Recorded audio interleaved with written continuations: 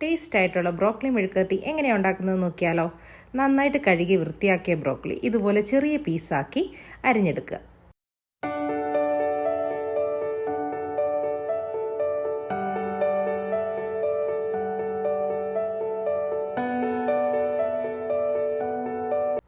അതിനുശേഷം വെള്ളം തിളപ്പിച്ച് കുറച്ച് മഞ്ഞൾപ്പൊടിയും കൂടി ഇട്ട് ഇത് നന്നായിട്ടൊന്ന് വേവിച്ചെടുക്കണം.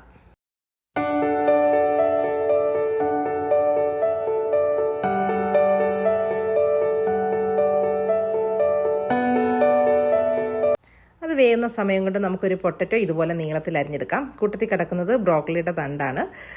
അതിൻ്റെ കൂട്ടത്തിൽ തന്നെ ഒരു 2-3 പച്ചമുളക് നീളത്തിൽ കീറിയതും കുറച്ച് കറിവേപ്പിലയും കൂടി ഇടാം. പിന്നെ ഒരു ചട്ടി ചൂടാക്കി അതിലേക്ക് കടുക് പൊട്ടിച്ച് ഈ അരിഞ്ഞു വെച്ചിരിക്കുന്ന കിഴങ്ങും ബ്രോക്കലിയുടെ തണ്ടും എല്ലാം കൂടി ഇട്ട് ജസ്റ്റ് ഒന്ന് വഴറ്റിയെടുക്കണം.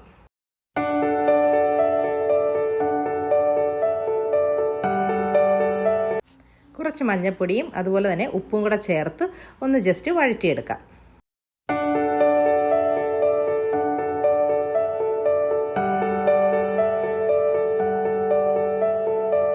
ഇത് വേകാൻ ആവശ്യത്തിനുള്ള വെള്ളവും കൂടെ ഒഴിച്ച് മൂടി വെച്ച് വേവിക്കണം. ഇത് വെന്തതിന് ശേഷം നമ്മൾ വേവിച്ച് വെച്ചിരിക്കുന്ന ബ്രോക്കലി ഇതിനകത്തേക്ക് ഇട്ട് മിക്സ് ചെയ്യാം.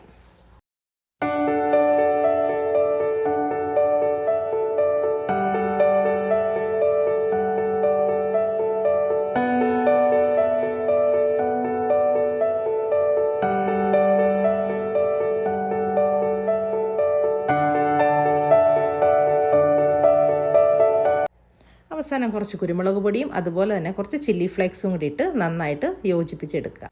അപ്പോൾ ഇത്രയേ ഉള്ളൂ, ടേസ്റ്റ് ആയിട്ടുള്ള ഒരു ബ്രോക്കലി മെഴുക്കുവരട്ടി റെഡി.